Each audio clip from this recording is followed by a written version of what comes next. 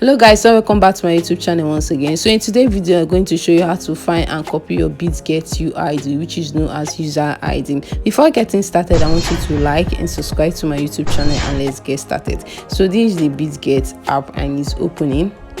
So this is the home page. Firstly, you have to make sure you're at the home page for you to be able to find your user ID. So this is your home page. By the left side, at the upside, you're going to see an icon at the upside. Yes, so what you have to do next for you to press it, let me press it, and this will show up, and you're going to see UID at the upside there, and going to see number, and going to see verify. So for you to be able to copy it, you have to press at that arrow there, and this will show up, and you're going to see profile, security and notification. At the downside, you're going to see UID. For you to able to copy the number there, by your right side I'm going to see a copy icon there, so you just have to press it and the user ID is copied. So guys, you can see for you to find your UID is very simple. So this is the end of this video, and don't forget to like and subscribe to my YouTube channel, and see you next time. Love you.